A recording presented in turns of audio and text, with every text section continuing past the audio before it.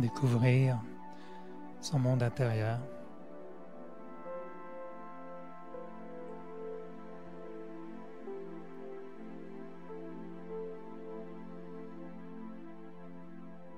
Simplement lorsqu'on prend le temps de fermer les yeux,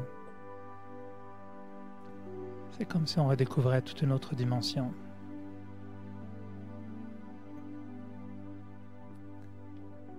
Une dimension dans laquelle il y a plusieurs couches. On peut rester simplement à la surface, avec une multitude de pensées, de souvenirs, d'images qui se mélangent les unes aux autres, des bribes de conversations qui nous reviennent, des flashs du passé, des projections dans le futur.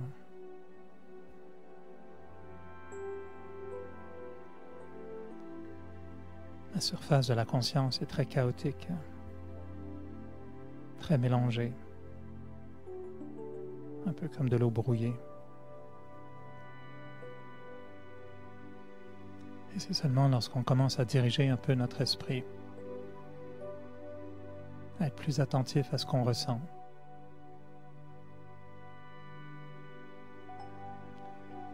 qu'on peut commencer à explorer un peu les couches plus profondes du monde intérieur.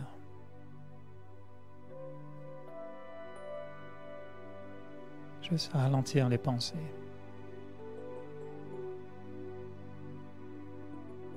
Générer des pensées qui sont bonnes, qui sont bienveillantes.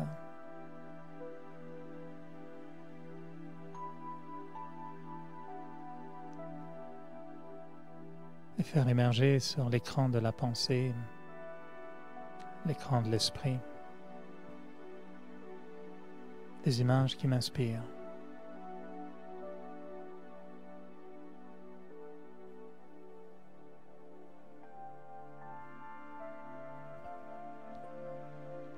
Je peux même imaginer qu'en ce moment, je me promène dans la nature. Je peux imaginer tout autour de moi une scène de nature apaisante.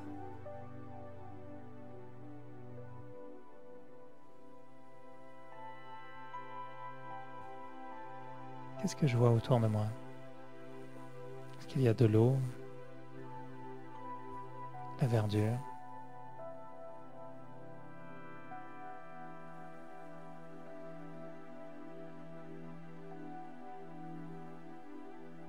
Je sais que l'esprit peut faire apparaître tout ce qu'il veut, les images.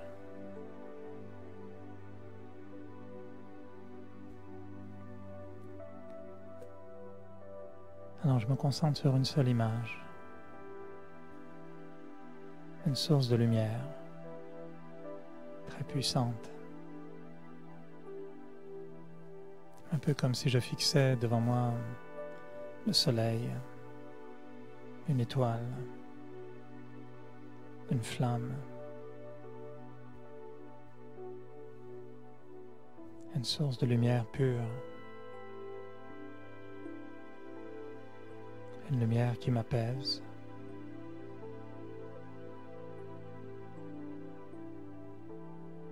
Comme si j'étais simplement connecté avec une source, en train de recharger mon âme.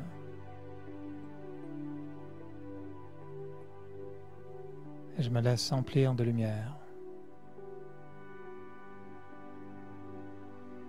comme si directement au centre du front, je sentais cette lumière qui entre en moi. Une lumière qui me guérit, qui me fait du bien.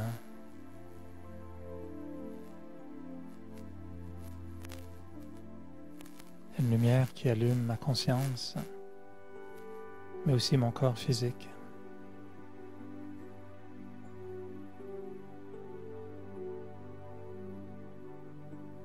Et je sens que cette lumière me permet de m'abandonner, de lâcher prise,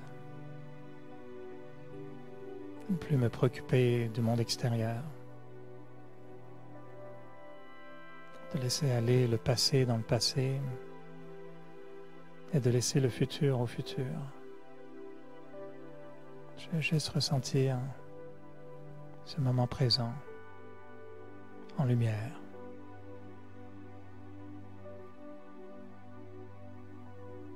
Je laisse cette lumière entrer en moi.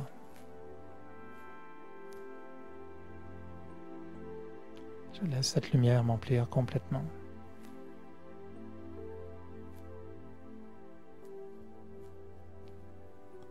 Et cette lumière m'emplit d'une paix très puissante.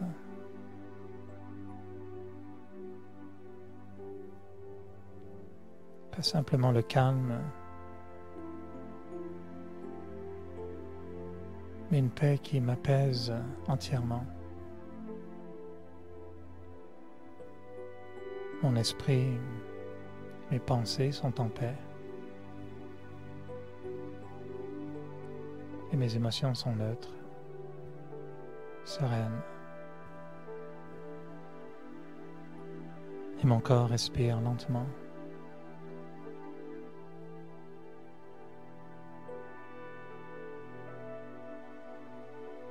Je n'ai même pas besoin de créer autant de pensées. Je laisse aller mon esprit au rythme de la paix.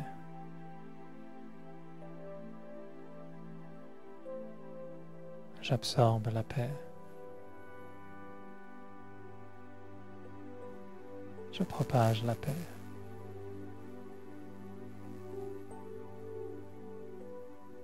J'absorbe la paix.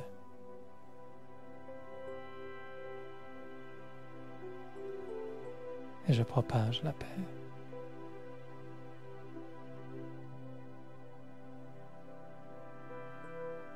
J'absorbe la paix.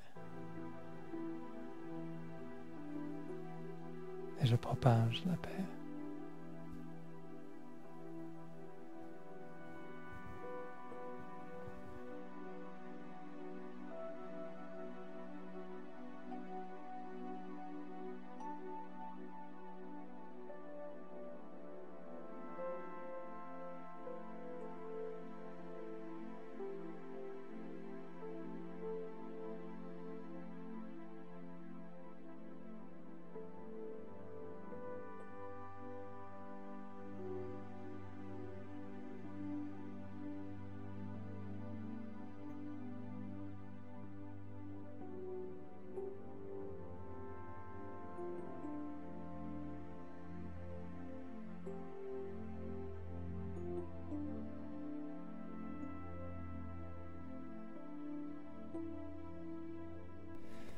Bonsoir tout le monde, bienvenue.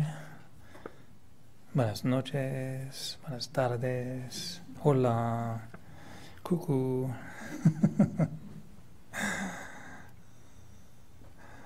On en perd notre latin, c'est ça, dans le silence. On souhaite communiquer avec chacun, avec le mot, la pensée qui connecte. Et des fois on dit juste bonjour, mais on ne connecte pas. Alors que dans le silence, on se rend compte qu'on cherche la connexion. Et que soit par le regard, le sourire, sont des modes de connexion. Aujourd'hui, on est très électronique et ceux qui aiment les gadgets, c'est toujours par Bluetooth maintenant. Il faut synchroniser, il faut connecter, il faut établir la connexion. On devrait se mettre face à face des fois pour se demander est-ce que la connexion est établie? Il y en a qui se parlent pendant 20 ans, mais il n'y a pas de connexion. Il y a de la friture, il y a de la séparation.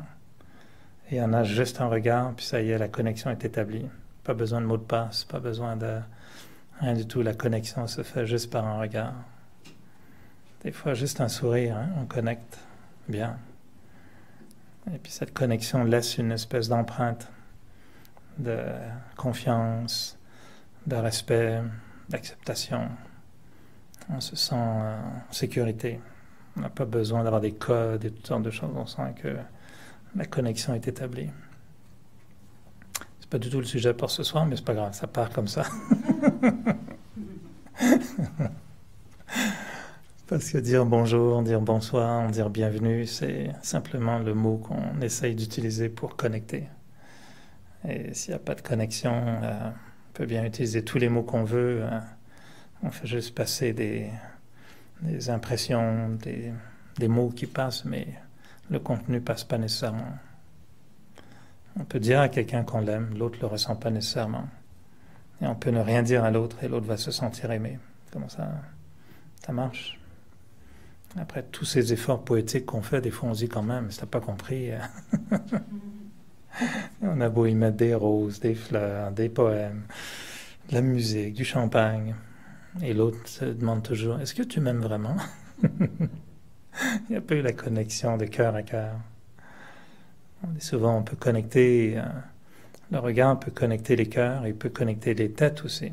On peut se connecter de cerveau à cerveau, on peut se connecter de cœur à cœur aussi. C'est très différent. Puis il y a une connexion spirituelle qui est encore différente. Connexion de la tête, connexion du cœur, plutôt émotive, sentimentale.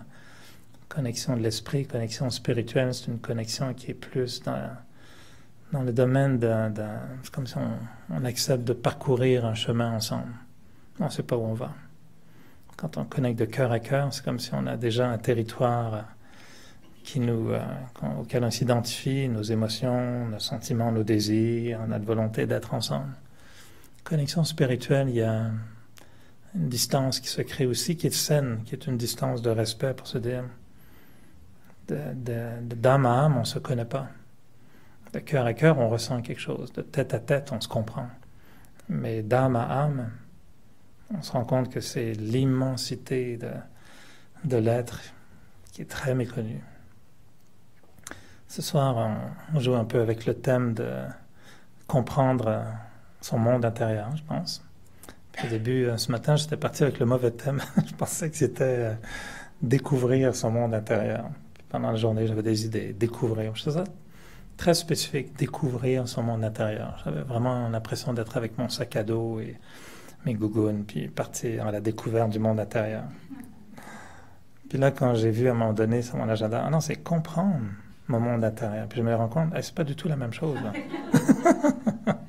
Je peux bien découvrir n'importe quoi, c'est toujours le fun. Comprendre, oh, c'est sérieux. Là. Ça prend l'encyclopédie, parle pas de la même façon du tout. Et plus de gougounes, là, c'est vraiment... Je peux garder les cocos.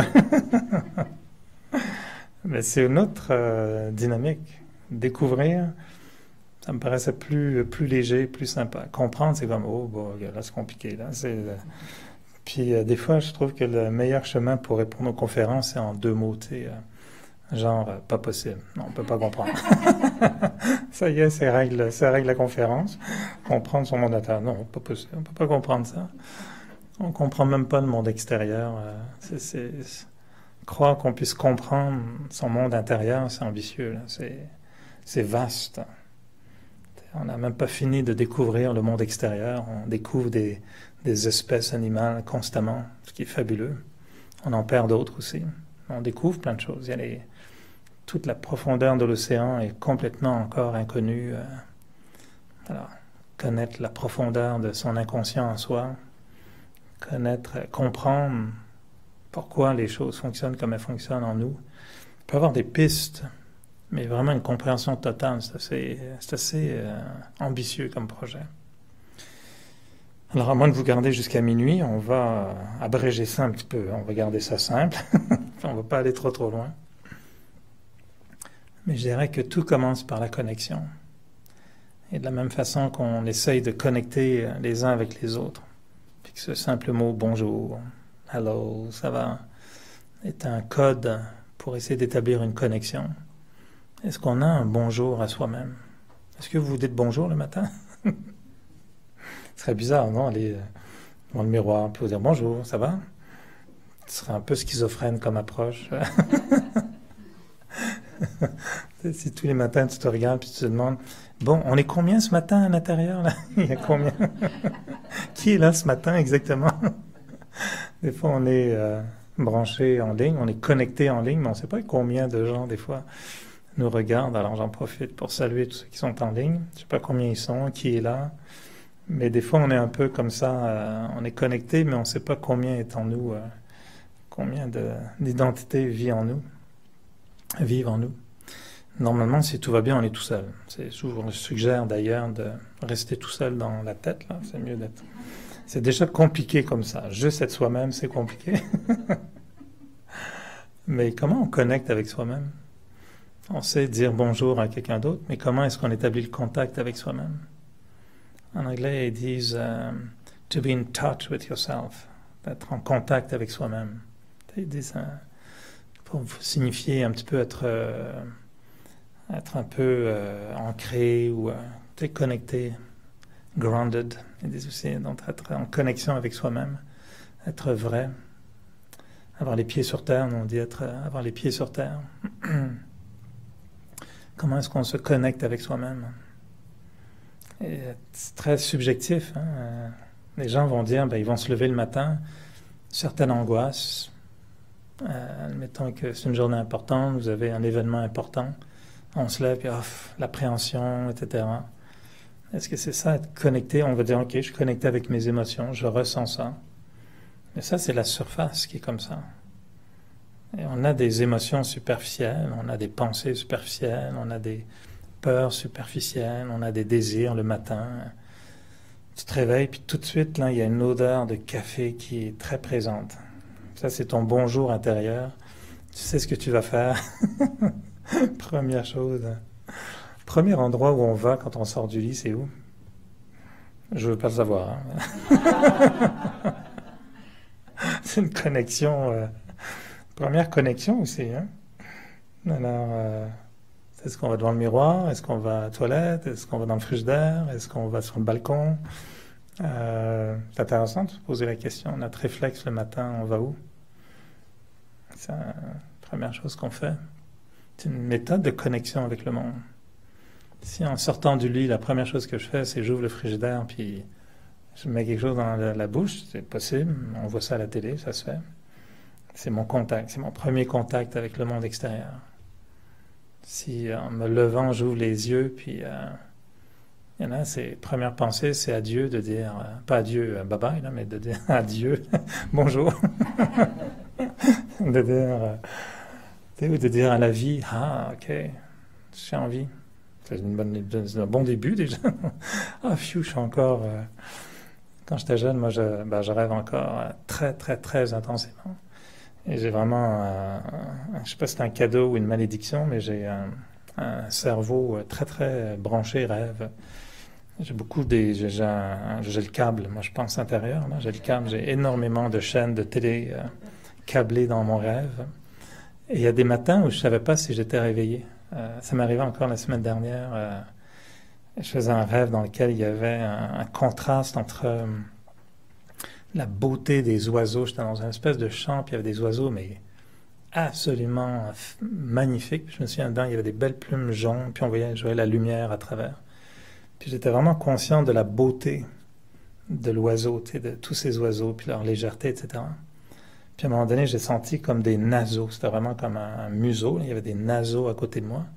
Puis je me suis juste dit, ça c'est gros pour un oiseau, je trouve. Ça c'est gros bec, là. C'est un gros bec. Puis là, je me suis rendu compte, en fait, c'était comme un chien. C'est pas un chien, c'était vraiment une bête. Tu sais, comme dans les films, là, de Beast. Un peu indéfini, puis pas tout à fait plumé comme un oiseau sympathique. Plutôt avec des crocs. Et à un moment donné, la bête, elle est devenue un peu plus petite, mais elle a pris ma main. Puis là, elle a vraiment mordu dans la main. Puis là, j'ai senti vraiment tous les crocs. Puis là, je me suis dit, ça là, c'est plus un oiseau. Et là, mon réflexe, c'est de me dire, là, je dors. C'est bien un rêve. Faut pas que je m'inquiète de perdre ma main pour toujours. C'est bien. Puis là, j'ai eu le doute de me dire, non, là, je suis plus sûr de rêver. C'est trop vrai, ça. Et là, j'étais vraiment parti dans l'idée, il faudra que je perde ma main. Si je dois arracher, si je l'enlève, il va m'arracher la main. Et là, j'étais vraiment en train de me dire, il faut vraiment que je me réveille. C'est le bon moment. Normalement, c'est the end. Puis là, tu te réveilles. Puis là, tu regardes, tu dis, wow, c'était OK, d'accord, c'est un rêve. Et là, je voyais plus le lien entre le rêve et la réalité. Et là, pendant une seconde, j'ai vraiment cru que je rêvais plus. Puis là, c'était comme, OK, là, c'est sérieux, ça fait vraiment mal. Là, on arrête, ça fait vraiment, vraiment mal. Et l'idée pour moi, c'était de sentir la vulnérabilité de la beauté. C'est que la beauté, elle est toujours là, mais il y a toujours le potentiel du mal aussi, de la souffrance qui est juxtaposée. Puis il y avait d'autres réflexions spirituelles, mais c'était pour moi la notion du réveil, c'était ma connexion avec le monde. Puis je me disais, wow, OK. Et je me souviens, la première chose que j'ai faite ensuite, c'était aller m'asseoir sur le balcon, paisiblement. Je savais que j'avais soif, mais j'ai pas bu. J'ai juste allé sur le balcon, juste pour me dire, bon non, il faut se remettre un petit peu dans le monde physique, mais mieux, tu sais, juste les plumes. On va juste garder les plumes, puis on va essayer de se détacher de...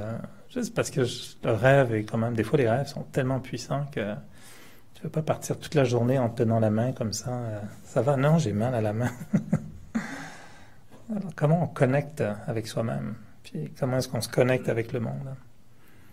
Et on dit souvent dans l'approche un peu philosophique, c'est on dit connais-toi toi-même. C'est se connaître soi-même avant même de connaître le monde. Et on interprète le monde en fonction de ce qu'on sait de soi. Selon nos croyances par rapport à soi, on a une interprétation du monde différente.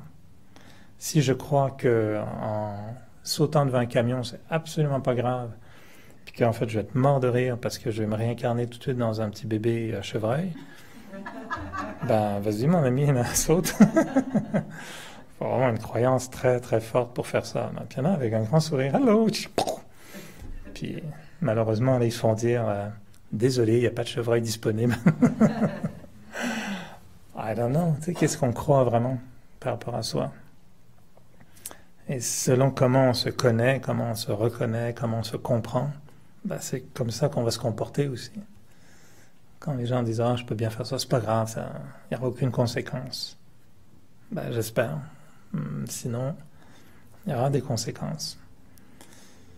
Et c'est peut-être un peu le départ dans la spiritualité, c'est juste cette connexion avec soi-même. Créer ce moment où on sent que on voit une partie de soi qui est beaucoup plus vraie, plus profonde, plus trois-dimensionnelle aussi.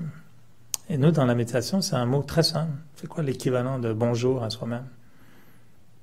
Comment est-ce qu'on se dit bonjour à soi-même? Om Shanti, ouais, c'est une très bonne... Nous, c'est une formule mantra. Om Shanti, c'est vraiment un mantra indien qui dit Om, c'est moi, l'âme. Donc Om, c'est vraiment ce qu'ils appellent la fréquence de l'être. Le Om, c'est un espèce de point qui le chantait beaucoup avec des Om. C'est un son qui nous aligne avec la fréquence pure de l'être. Et Shanti, ça veut dire la paix. Om Shanti, c'est moi l'être, je suis la paix. Mais pour ceux qui ne parlent pas hindi, la version française, ça marche aussi. Et dans la pratique du Raja Yoga, le contact avec soi, c'est très simple. C'est moi, l'âme. Je suis une âme.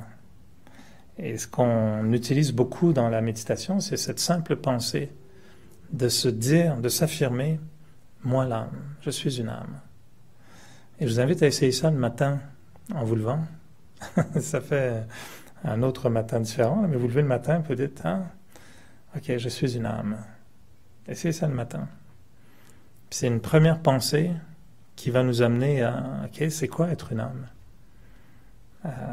Plusieurs ont dit, je suis une femme, ce qui est presque pareil. Hein?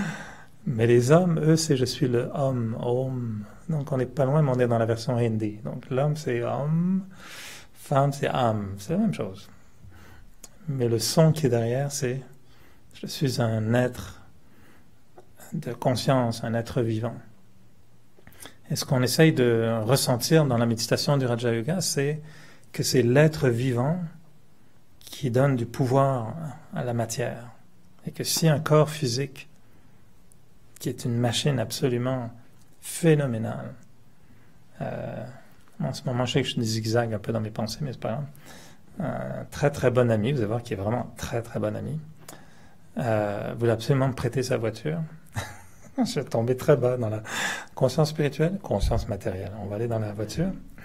Puis il m'a prêté une voiture vraiment sympathique.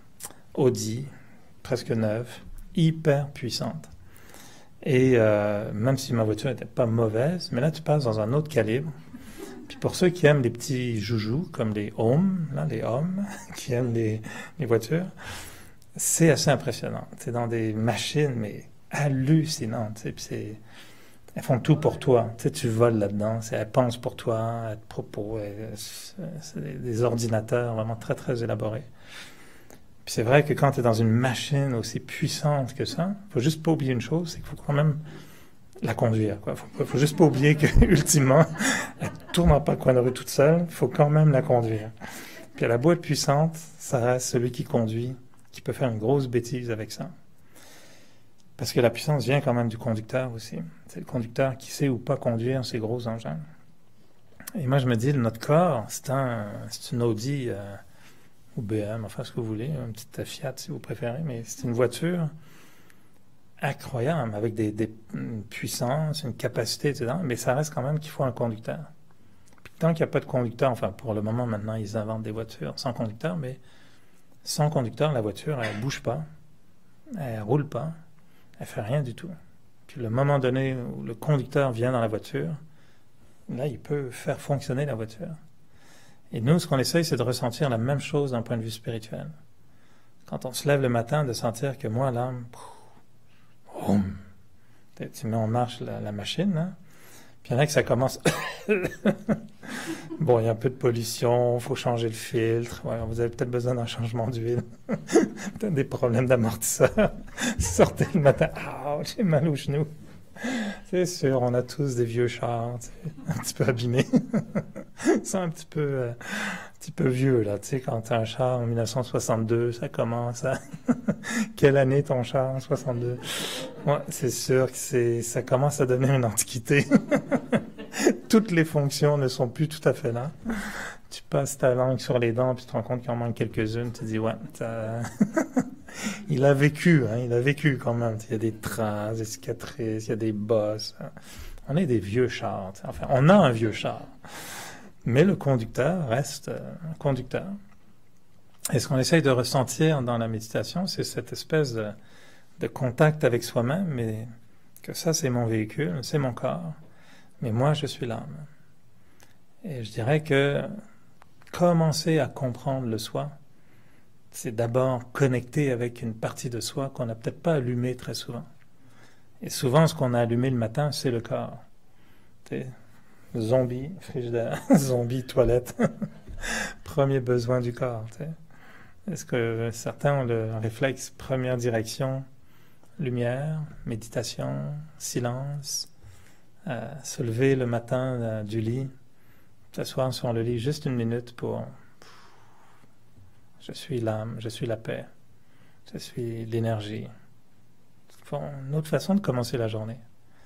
Et qu'est-ce que ça crée si on crée ça le matin?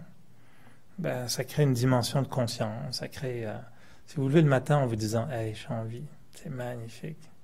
Yeah! » Une autre journée, c'est un autre cadeau. Et rien n'est important. C'est juste une journée là, qui est faite pour vivre. Alors, si je suis en retard, s'il y a des enfants à aller chercher, c'est pas demain, c'est demain le jour de paye, puis je suis en retard dans mes paiements. Tout ça, on peut prendre une distance, puis dire, regarde, je vais m'en occuper tout à l'heure, ça va très bien aller. Mais avant, il faut que je connecte avec moi-même. Puis l'âme, si elle connecte avec elle-même, elle devient tout à coup connectée plus seulement avec elle-même, mais avec un autre monde. Et c'est comme, je suis très matérialiste, je vais dire, mais si je prends l'ordinateur comme exemple, c'est comme la voiture, l'ordinateur sur le bureau ne fait rien du tout. Mais le moment où on vient devant l'ordinateur, on rentre un mot de passe, puis ça dit connecté, là, tu peux parler à ton ami qui est en Chine, tu peux voir ce qui se passe en Russie, tu as le monde et tu es connecté au monde. Et l'âme, c'est la même chose. Si je connecte juste avec mon corps, je vais être juste connecté avec le monde physique. Le quotidien, les amis, la famille, le travail, le corps, la matière, la nourriture, les désirs. C'est ça, on connecte. Notre ordinateur connecte tout ça. Tu vois tes amis, poup, allumer, tes parents, poup, allumer, frigidaire, poup, allumer, toilette, poup, allumer, voiture, allumée. Tout ça est allumé. Mais le grand monde spirituel, pas allumé. On ne l'a pas allumé. On a juste dit bonjour à la matière, au corps. Alors que quand on connecte avec soi-même en se disant « je suis une âme », c'est comme si on venait de mettre le doigt sur autre chose. Puis là, on entend le petit bruit de l'âme qui s'éveille. Om. L'âme fait le chant du Om, ça part. C'est très différent que comment ça va? Je suis fatigué. Ça, c'est le son du corps le matin. Mais le son de l'âme, c'est complètement autre chose. C'est lumière. C'est se réveiller. Nous, on nous dit souvent, quand on va se coucher, imaginez que votre corps, c'est comme vos vêtements. Tu peux les jeter par terre, puis il va te coucher, tu plonges dans ton lit. Ça, c'est la méthode. La méthode jeune garçon ado, tu sais, c'est déshabillé, ça va partout, et puis bam, tu plonges dans le lit, puis tu pars dans un truc très profond. Il y a une méthode un peu plus raffinée d'aller se coucher. Tu enlèves tes vêtements, tu les mets gentiment sur une chaise, et la conscience nous dit, ben, le corps c'est pareil. Et nous on dit des fois, imagine que tu dises, tiens, je vais aller coucher mon corps. Ce serait bizarre, non? Parlant justement de notre corps, on peut dire, je vais aller coucher mon corps. Tu sais, on dit bien, va coucher les enfants, non? Mais on vient après, non? On va juste coucher les enfants, puis on vient. Et si on dit, je suis une âme, le sentiment qu'on peut avoir, c'est, tiens, je vais mettre mon corps dans le lit, mais moi, l'âme, je dors pas. Parce que je sais que je m'en vais là, au cinéma IMAX 3D. Il y a des oiseaux, des plumes, des trucs.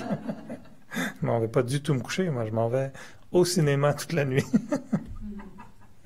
Très jeune, je me souviens, je disais souvent ça à la blague. Je disais toujours aux gens, je disais jamais je vais me coucher ou je vais dormir. Non, je disais tiens, bon, je vais rêver, hein, bye bye.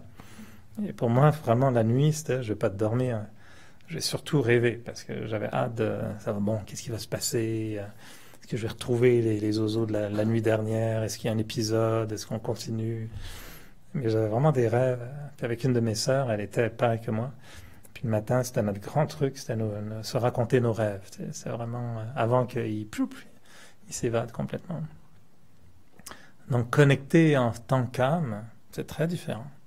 Puis aller se coucher en tant qu'âme, bon, j'exagère un peu en disant allez, j'allais coucher mon corps, mais c'est comme s'allonger des fois dans le lit, ferme les yeux, puis on ressent ici, tiens qu'il y a une présence. Puis juste en se couchant, en se disant hey, je suis une âme, puis là, mon corps va se reposer. Mais moi, l'âme, je reste Om. Je reste dans une fréquence de paix.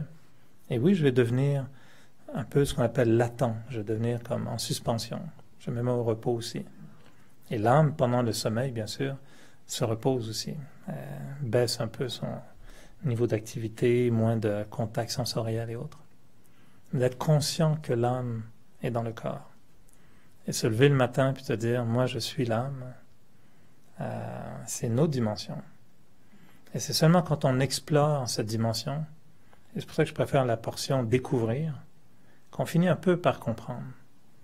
Avant de comprendre le corps, la science a dû le découvrir. Puis ils ont fait plein d'expériences un peu bizarres. Tu sais. Coupe ici, hop, ok. Ça va couper là. On coupe un peu plus, on s'aventure chaque fois un peu plus. On coupe un peu plus grand, un peu plus loin. Puis tu dis, oh, ok. Tiens, regarde ce que j'ai trouvé, c'est bizarre, c'est quoi ce truc-là? Ça sert à quoi ce truc-là? Ils ont dû faire quand même pas mal d'essais avant de découvrir à quoi ça servait, non? Et ben l'âme, c'est pareil. Il faut la découvrir, il faut l'explorer un petit peu. Mais on l'explore par la façon avec laquelle on en parle. Comment est-ce que je parle de moi-même? Comment est-ce que je me parle à moi-même?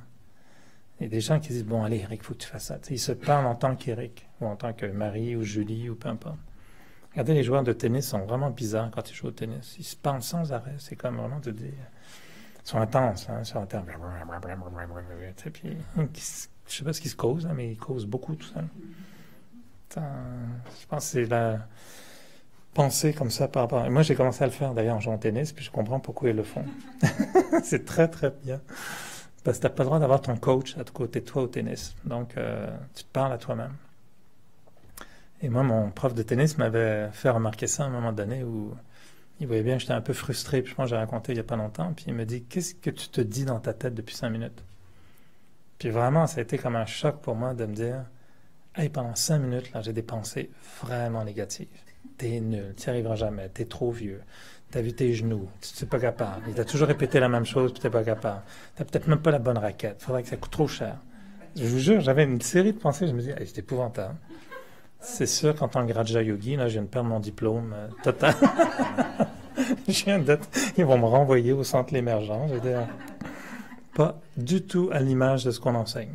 Mais c'était vraiment ça. Puis je me disais, ben, j'ai le droit, c'est juste du tennis. C'est pas, je pense pas négatif par rapport aux autres. Là, je suis gentil, je suis un bon gars. Mais c'était des pensées sur ma performance qui étaient très négatives.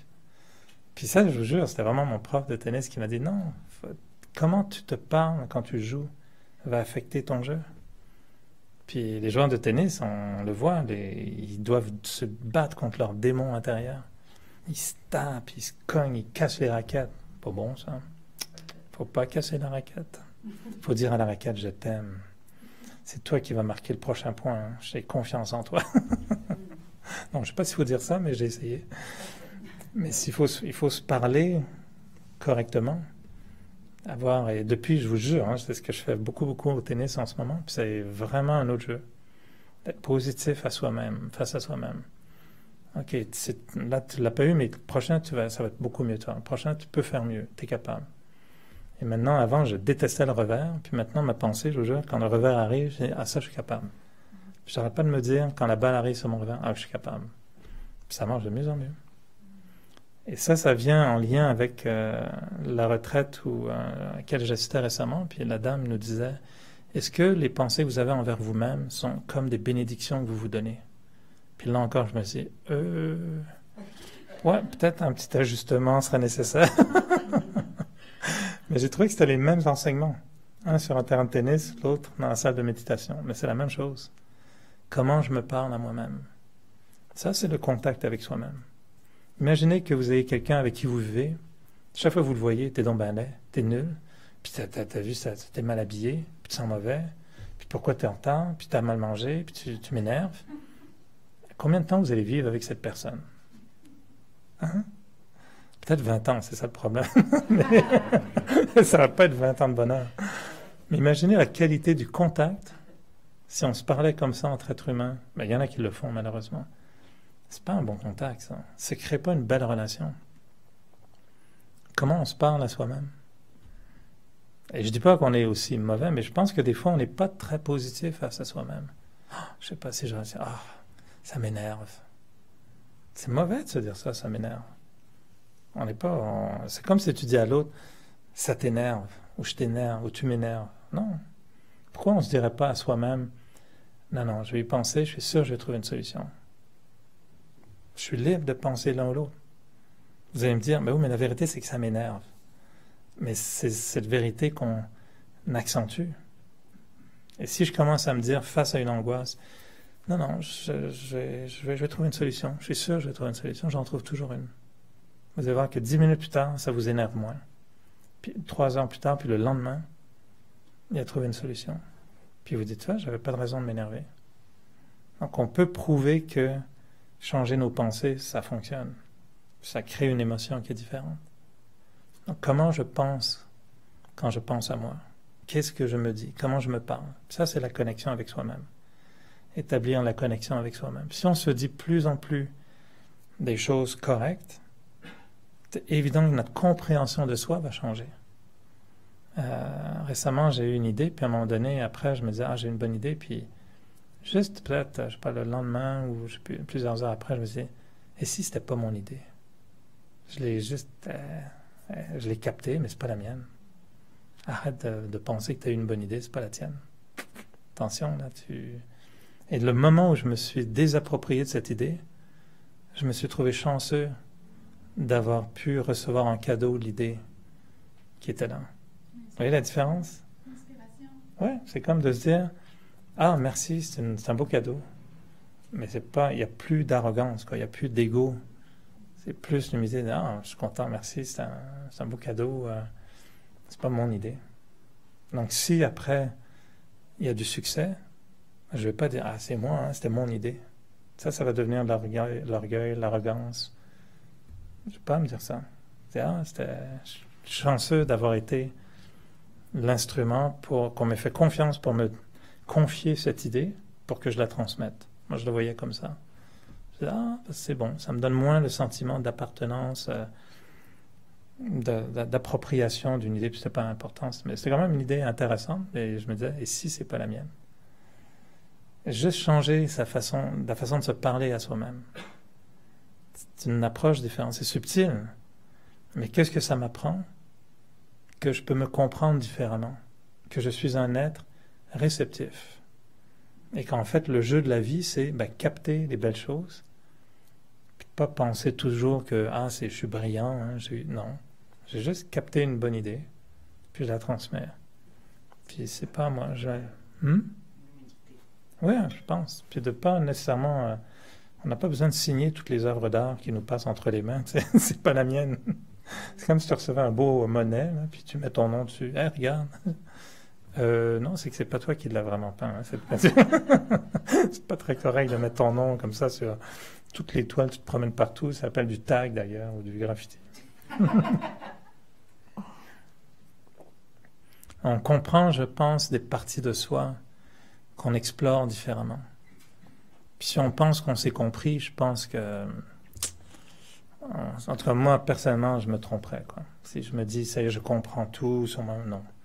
Il y a bien des choses, je suis sûr, que je ne comprends pas, puis que j'aime découvrir, par contre. J'aime découvrir des nouveaux aspects de soi.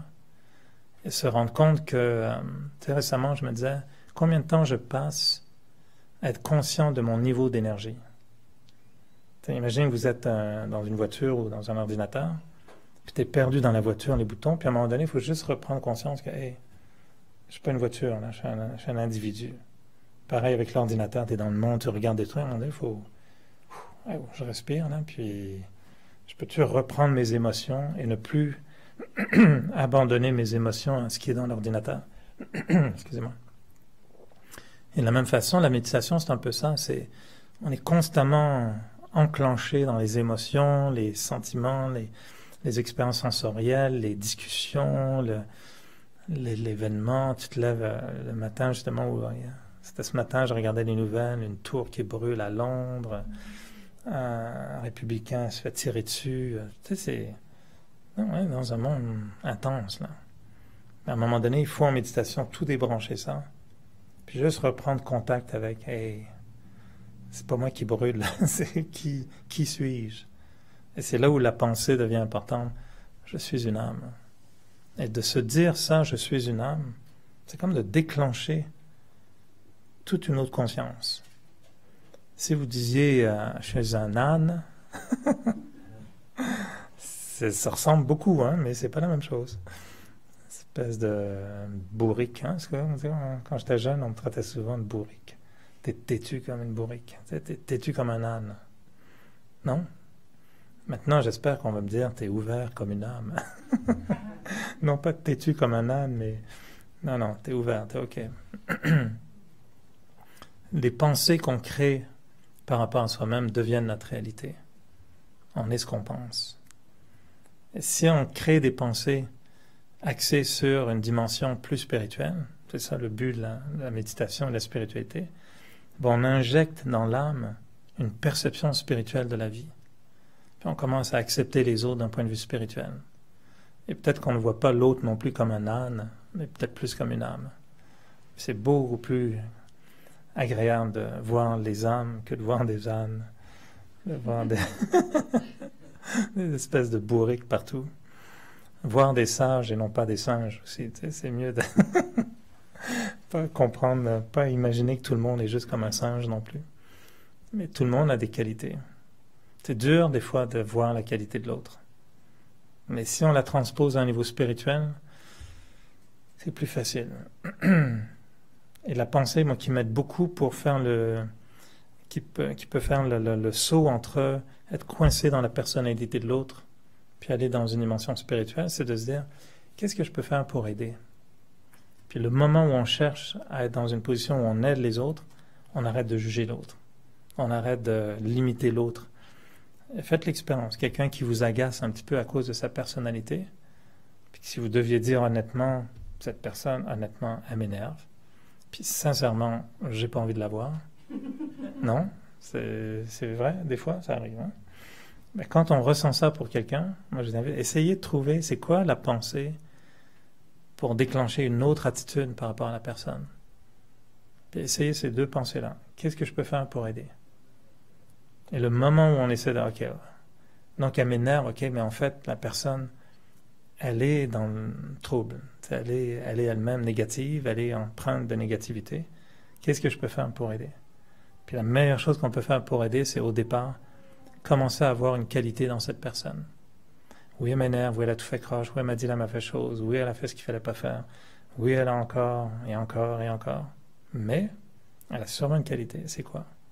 Si on voit la qualité, ça change la connexion. Ça change comment on voit la personne, comment on comprend la personne.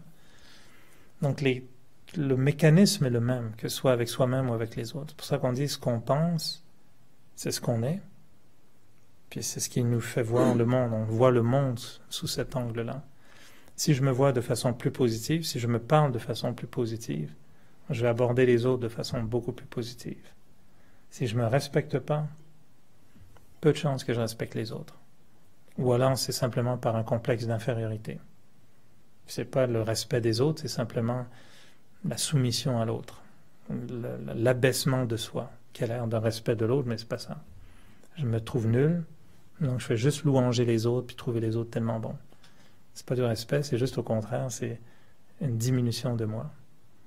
Si je me respecte, je respecte les autres, mais je ne suis pas obligé de leur dire constamment que des louanges. Donc le contact avec soi, c'est ça je pense qui est vraiment le plus fascinant dans la découverte de soi, puis éventuellement dans comprendre comment ça fonctionne, c'est de se dire comment est-ce que je crée le contact avec moi-même. Tu peux créer le contact avec une bête, avec un bâton de bois, là. Tu peux y aller avec le bâton, puis hey, la bête va réagir. Tu peux y aller avec la manipulation, la nourriture. Minou, minou, minou. Hein? Tu peux y aller avec l'apprentissage, l'élevage, le dressage. C'est des contacts, ça. Comment est-ce qu'on... J'espère dans les relations, vous n'essayez pas de dresser l'autre. Hein? On peut faire ça avec un animal. Je vous conseille de ne pas essayer ça avec des êtres humains, de dresser l'autre. Par contre, on apprivoise l'autre. J'ai souvent fait allusion à ce passage du petit prince qui est magnifique entre le renard et le petit prince.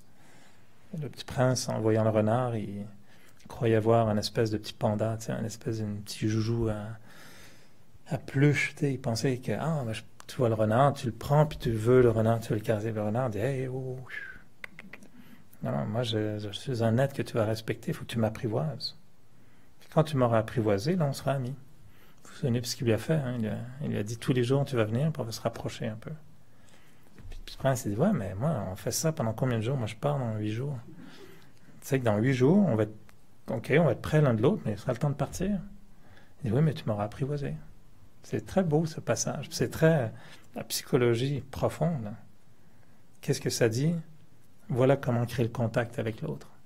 Tu ne prends pas l'autre tout de suite pour le flatter puis te consommer. La volonté de prendre l'autre comme une peluche, c'est de consommer l'autre. Puis le renard a dit non, tu ne vas pas me consommer, tu vas m'apprivoiser. C'est très différent. Ça va prendre du temps. Puis à la fin, tu ne vas pas me consommer. On sera amis. C'est beau après ce qu'il lui dit. Il dit quand je regarderai les étoiles, je pense, je t'entendrai rire. Quand je verrai les champs de blé, je verrai tes cheveux, etc. Puis c'est magnifique. Et ça, c'est un contact raffiné. Donc c'est là où je me dis, comment est-ce que moi je crée le contact avec moi-même? Est-ce que je me suis apprivoisé? Est-ce que j'ai appris à accepter mes monstres intérieurs? Comment je gère ce qui n'est pas beau en moi? Est-ce que je réponds à mon horreur avec la honte, avec la culpabilité, avec la peur, avec le rejet? Est-ce que c'est ça mon contact avec moi-même? Parce qu'il y a quand même du lait en nous, non? Des choses qui ne sont pas très belles en nous. Si vous voyez quelqu'un de pas beau, puis qu'imaginez vous rencontrez, hey, c'est donc ben laid, toi. C'est pas très sympa comme contact, non? Alors, vu qu'on est poli, on se garde une petite gêne. Mais face à nous-mêmes, on réagit comment? Des fois, il y en a qui se disent intérieurement, je me déteste. Tu sais, je déteste ça. Ça veut dire je me déteste. On fait quelque chose, puis après on se dit, ah, je déteste quand je fais ça. Non? C'est une drôle de façon. Ça, c'est le contact avec soi-même. Ça, c'est avec un... C'est un peu comme mon contact avec un lion dans la cage. Ah, je déteste quand tu... C'est dur comme contact. On ne le ferait pas avec un autre, mais on le fait avec soi-même. Ça, c'est le contact avec soi-même. Donc, réapprendre à créer un contact avec soi qui soit un peu plus spirituel, raffiné, convenable. C'est pas facile. Mais qu'est-ce qu'on apprend après? Et qu'est-ce qu'on découvre de mieux? Si on apprend à se lever le matin de façon plus spirituelle, on va découvrir qu'il y a une énorme puissance le matin. Que le matin, on dit souvent, nos premières pensées vont créer une grande partie de la journée. L'expression qu'on utilise, c'est on s'est levé du mauvais pied. C'est pas du tout une question de pied. On peut changer gauche et droit, ça ne change rien du tout. C'est une façon de penser. Je me suis levé avec la mauvaise pensée. Mais on dit l'expression, il s'est levé du mauvais pied ce matin. C'est mal parti. Hein. Mais les premières pensées créent beaucoup d'élan dans la journée. C'est un contact avec soi-même. Combien est-ce qu'on est capable d'être gentil avec soi-même? C'est un drôle de mot, hein, d'être gentil avec soi-même. Be kind. En anglais, on dit be kind. C'est soit cool avec toi, soit sympa avec toi. Est-ce qu'on a ça avec soi-même? Est-ce qu'on se pousse constamment? Il faut que tu fasses ça, faut que tu t'as pas fait ça. Ah, il faut aller là. Ah, t'as pas ta mère. Ah, c'est dur, ça. Moi, des fois, je vois des couples ou des parents avec les enfants. C'est toujours il faut, t'as pas, tu dois. T'as pas appelé la mère? Non, t'as pas fait ça, t'as fait ça. Toujours à pousser dans l'autre. C'est sûr qu'à un moment donné, l'autre, il dit, hey, j'en peux plus, là. Tu me pousses dans l'eau tout le temps. As-tu sorti les poubelles? Non. Ah, je t'ai dit de sortir les poubelles. Là. Je plaisante, hein, je sais que c'est des discussions de foyer régulières, mais c'est ça notre relation, c'est le contact. Puis les gens vont dire, bah oui, mais qu'est-ce que tu veux? Tous les jeudis, là, je peux pas aller avec le poème, les fleurs, chérie, des poubelles, c'est la vie, je t'aime. Hein? À un moment donné, écoute, après 52 semaines, là, tu sais plus trop comment aborder le concept. Là. C'est comme, ah ouais, les poubelles dehors. Mais ça devient le contact. Pouf! Poubelle! Non, après 50 ans de mariage, il faut essayer encore. Chérie, je t'aime, mais les poubelles. Ça marche. Comment est-ce qu'on crée ce lien Et avec soi-même, c'est un peu pareil. Est-ce qu'on a un peu de miséricorde avec soi-même? Est-ce qu'on a de la tendresse avec soi-même? Est-ce qu'on a de la bienveillance avec soi-même? Et c'est ça qui génère la qualité du contact qu'on crée avec soi. Et c'est pourquoi on dit le mot qui déclenche tout ça, c'est simple, c'est « je suis une âme ». Moi, ça fait des années que je médite et j'utilise encore cette pensée quand je médite. Des fois, c'est juste pour me ramener, c'est juste pour démarrer, c'est juste la clé. Il faut toujours la tourner un jour ou l'autre. Je suis une âme. Il faut recréer la conscience d'être une âme. Et quand on a cette conscience d'être une âme, ben là, comprendre soi-même, c'est plus les mêmes paramètres. C'est plus comprendre Eric, c'est plus comprendre Marc ou Julie. C'est comprendre l'âme, c'est autre chose. Il faut laisser l'âme nous permettre de se comprendre. Elle va se manifester elle-même. Le corps se manifeste et on le comprend par sa manifestation. L'âme, on la comprendra que quand elle se manifeste. Il faut donner la chance à l'âme de se manifester. Il faut se dire, je suis une âme. Puis après, observer l'âme. C'est très beau dans la journée de pouvoir essayer ça des fois juste comme exercice. Regarder les gens dans la rue et dire, tiens, ça c'est une âme. Tiens, ça c'est une âme. Tiens, ça c'est une âme. Juste pour le fun. De créer ce contact avec l'autre. C'est pour ça qu'on a une pratique dans le Raja Yoga où on regarde les gens dans les yeux, des fois. fait, on regarde le troisième œil ici. Juste créer le sentiment. OK, il y a un corps, mais au-delà du corps, il y a quoi? Il y a une âme. C'est très particulier. Voir l'âme d'un autre. Ils disent les yeux sont la fenêtre de l'âme, mais encore faut-il les ouvrir, quoi. Parce que normalement, dès qu'on regarde un peu, hop, on ferme les fenêtres, on pousse les fenêtres, on laisse rarement les gens nous regarder longtemps dans les yeux. Sauf les 3 premiers mois de la relation, quoi. Ok, les 3 premières années d'abord. Alors, comprendre son monde intérieur, moi je dirais, juste pour être dans la première étape, c'est peut-être un peu, ça peut servir aussi d'amuse-gueule ou de, comment on appelle ça, les petits amuse-gueules, ça, avant de manger, pour la journée de samedi, ceux qui veulent venir samedi, de 10h à 15h. Hein. Ah, je vais causer de 10h à 15h. Attachez vos oreilles. Non, je vais être gentil, je ne vais pas parler tout du long, mais il y aura une journée qui est justement oser être soi-même. Et on va avoir des moments de méditation, de réflexion, discussion, partage. Un repas sera servi aussi, de 10h à 3h samedi. Donc, il faut s'inscrire, et puis vous êtes les bienvenus. Et ceux qui veulent aussi, mercredi prochain sera un peu différent, c'est la journée internationale du yoga. C'est la 3e année, je pense. C'est le premier ministre indien qui s'appelle Modi, mais M-O-D-I, qui a initié une journée internationale du yoga. Puis ça marche vraiment très très bien, partout à travers le monde.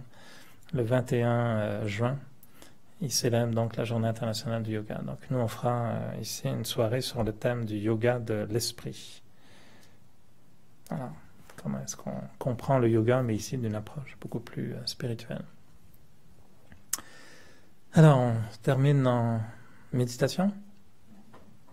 Je suis une âme. Om.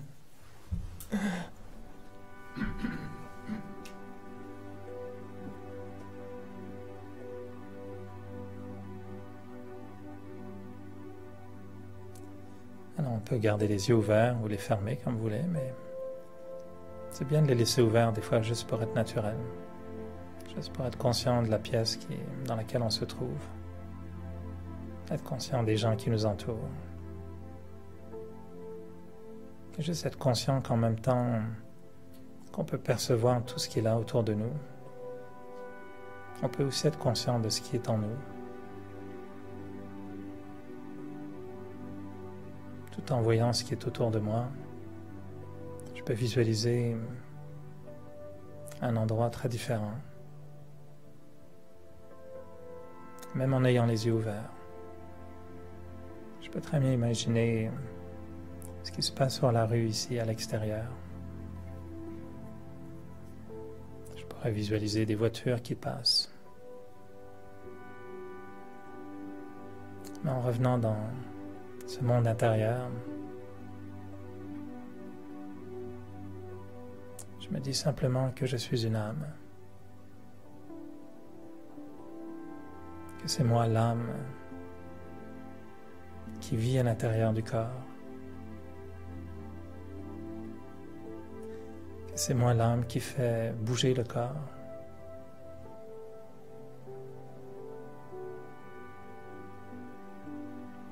Et que même si le corps a une vie biologique qui lui appartient, les organes, toutes les parties du corps qui fonctionnent à merveille les unes avec les autres. Il n'en demeure pas moins que ça prend une pile, ça prend une source d'énergie. Et c'est ce que je suis, l'âme. Une énergie pure, une conscience. Et si je devais me visualiser, je visualiserais une étoile, une lumière, une source de lumière.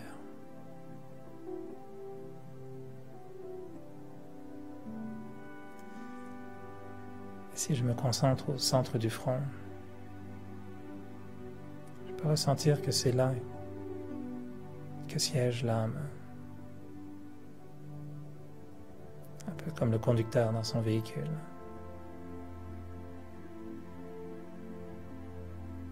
L'âme est incarnée dans le corps.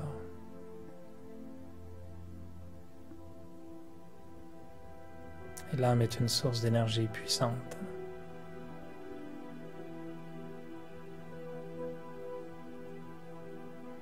Et je peux me dire aussi que l'âme, c'est la vie.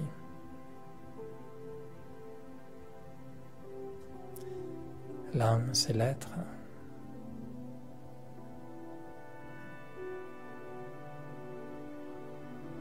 L'âme, c'est la lumière.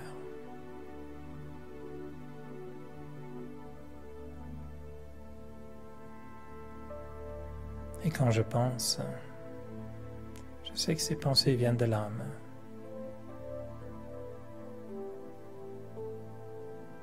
Les émotions viennent de l'âme.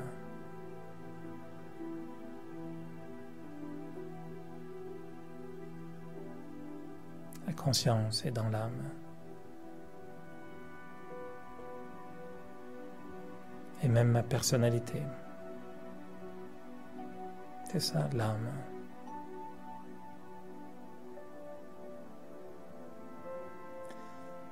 Et quand je me dis que je suis une âme, c'est comme si je faisais lever le soleil intérieur, la lumière, la conscience, l'être. Je suis une âme.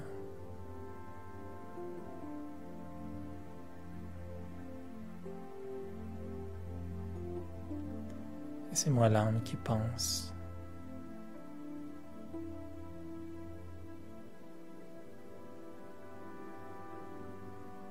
Et en étant conscient d'être une âme, c'est comme si je voyais le monde très différemment.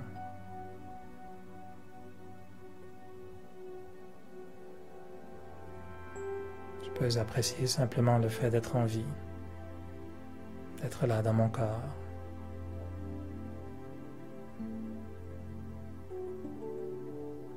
Et je sais que c'est une expérience temporaire.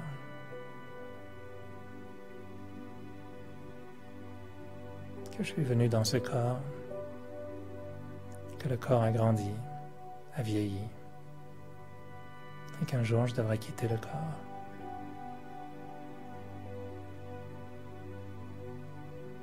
Et ce passage magnifique dans le corps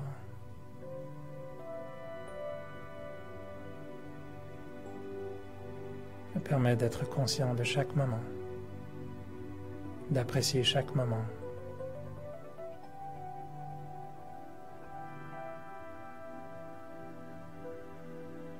Comme si ce corps était un costume à travers lequel je joue mon rôle.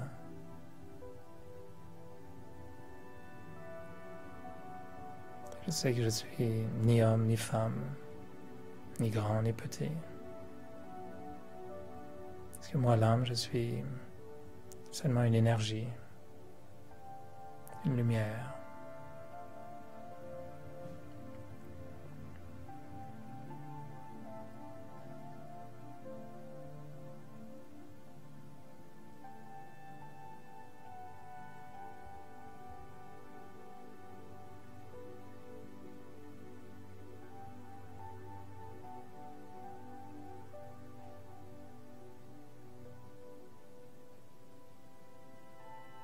Je reste encore quelques instants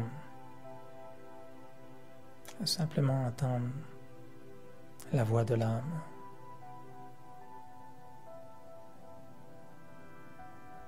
Qui me dit, je suis une âme.